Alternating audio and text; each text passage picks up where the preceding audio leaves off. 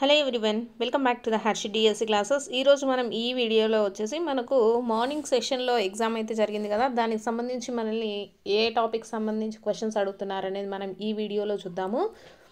First psychology చూసుకుంటే మనకు అభ్యాసన బదలాయింపులో నుంచి ఒక క్వశ్చన్ అయితే ఇవ్వడం జరిగింది. అలాగే సంఘర్షణ గురించి, ప్రజ్ఞా పరీక్షల గురించి, కిండర్ గార్డెన్కి సంబంధించి క్వశ్చన్స్ అయితే ఇచ్చారండి. అలాగే మ్యాక్కి అబ్రివేషన్ అడిగారు. మ్యాక్ అంటే మ్యాసివ్ ఓపెన్ ఆన్లైన్ కోర్స్ అండి. అలాగే ప్రజ్ఞ రకాలు ఉన్నాయి కదా, దాంట్లో ద్వికారక సిద్ధాంతానికి సంబంధించి క్వశ్చన్ అయితే రావడం జరిగింది. నెక్స్ట్ ఆన్ మెమరీ గ్రంథ రచయిత ఎవరు అనేసి ఇచ్చారండి, ఎబ్బింగ్ హాస్. అలాగే ఆర్టీఈ 2009కి సంబంధించి కూడా క్వశ్చన్ అయితే ఇవ్వడం జరిగింది. దాదాపుగా చూసుకుంటే సైకాలజీ వచ్చేసి మనకు ప్రీవియస్గా టెట్లో ఏపీ టెట్ 2022లో అడిగినటువంటి దాదాపు చాలా క్వశ్చన్స్ అయితే మనకు రావడం జరిగిందండి. కాబట్టి ప్రతి ఒక్కరు కూడా ఒకసారి ప్రీవియస్ బిట్స్ కూడా చదువుకొని వెళ్ళండి. మనకు ఏపీ టెట్కి సంబంధించి చాలా సెషన్స్ అయితే జరిగాయి కదా, దాంట్లో ఉండేటటువంటి ప్రతి ఒక్క క్వశ్చన్ చాలా వరకు అయితే దాదాపు ఒక 20 క్వశ్చన్స్ రిపీట్ అయ్యాయనే చెప్తున్నారు. సో కాబట్టి ప్రతి ఒక్కరు కూడా మీరు ప్రీవియస్గా జరిగినటువంటి క్వశ్చన్ పేపర్స్ కూడా చదువుకొని అయితే వెళ్ళండి.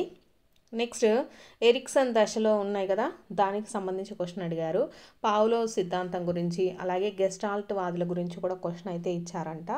నెక్స్ట్ జగనన్న విద్యా దీవెనకు సంబంధించి కూడా అండి, అంటే మనకు పథకాలకు సంబంధించి కూడా ఒక క్వశ్చన్ అయితే ఇవ్వడం జరుగుతుంది.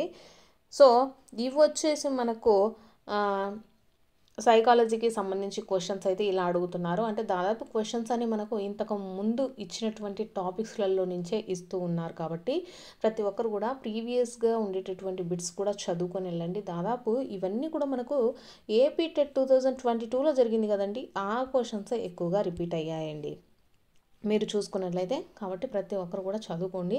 అలాగే మనకు పథకాలను కూడా చదువుకోండి. ఒక క్వశ్చన్ అయితే ఇస్తున్నారు. ఐసీటీకి సంబంధించి కూడా ఒక 2 క్వశ్చన్స్ అయితే ఇవ్వడం జరిగిందండి. నెక్స్ట్ తెలుగులో చూసుకున్నట్లయితే, తెలుగులో మీకు అంతా తెలిసిందే కదా, చాలా వరకు వచ్చేసి మనకు సందులు ఇవే ఎక్కువగా ఉంటాయి. గ్రామర్కి సంబంధించినటువంటివే ఎక్కువగా అయితే అడుగుతారండి. అతిశయోక్తి అలంకారం గురించి అడిగారండి. సో కాలాలకు సంబంధించి వర్తమాన కాలం గురించి ఒక క్వశ్చన్ అయితే ఇచ్చారు. విరామ చిహ్నాల గురించి కూడా ఒక క్వశ్చన్ ఇచ్చారంట. అంటే వాక్యాంత బిందువు, వాక్యాంశ బిందువు, అలాగే పూర్ణ బిందువు ఇవన్నీ ఉన్నాయి కదా, వాటికి సంబంధించి ఒక క్వశ్చన్ అయితే అడిగారంట అండి. మన ఛానల్లో వచ్చేసి చాలా వరకు గ్రామర్ అయితే కవర్ చేసాము. మన ఛానల్ని ఎవరైతే రెగ్యులర్గా చూస్తూ వీడియోలు ఫాలో అవుతున్నారో వాళ్ళకు గ్రామర్ అయితే కంపల్సరీ మీరు ఈజీగా అయితే స్కోర్ అయితే చేసుంటారు. సో ఎవరైతే వీడియో చూస్తున్నారో మీకు ఉదయం ఎగ్జామ్ అయిపోయి ఉంటే ఇంకా ఏమైనా క్వశ్చన్స్ అనేవి మీకు తెలుసుంటే కింద కామెంట్ సెక్షన్లో అయితే కామెంట్ చేయండి. నెక్స్ట్ ద్విగు సమాసానికి సంబంధించి కూడా క్వశ్చన్స్ అయితే ఇచ్చారండి. అలాగే విభక్తి, అలాగే ఊష్మాక్షరాలు అనేసి వేటిని అంటారు అనేసి ఇవ్వడం జరిగింది. నెక్స్ట్ మిత్ర సహస్రి కవి గురించి కూడా ఇచ్చారండి. రచయిత సంథింగ్ ఏదో ఇచ్చారంట. నెక్స్ట్ ఈవీఎస్కి సంబంధించి చూసుకున్నట్లయితే రోళ్లపాడు పక్షి సంరక్షణ కేంద్రం ఎక్కడ ఉంది అనేసి ఇవ్వడం జరిగింది. సో మనకు దాదాపుగా చూసుకున్నట్లయితే క్వశ్చన్ మనకు కొత్త బుక్స్ నుంచే వస్తూ ఉన్నాయండి.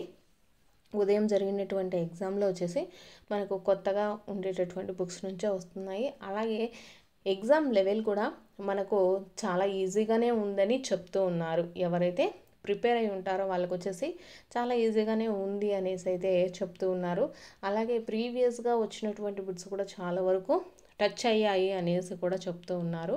సో ఎవరైతే రేపు ఎల్లుండి ఎగ్జామ్ రాస్తున్నారో వాళ్ళు ఒకసారి ప్రీవియస్గా ఉండేటటువంటి బిట్స్ను కూడా గ్యాదర్ చేసుకొని చదువుకోండి.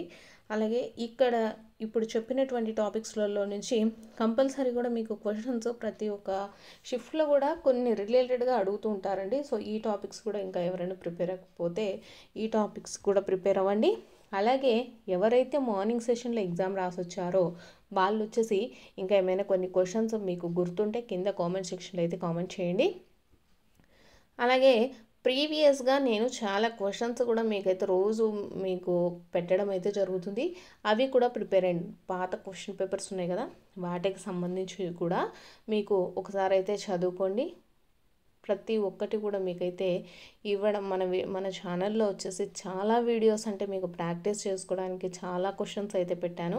ప్రీవియస్ క్వశ్చన్స్ కూడా మీకైతే మోడల్ పేపర్స్ కింద కూడా అప్లోడ్ చేయడం జరిగింది.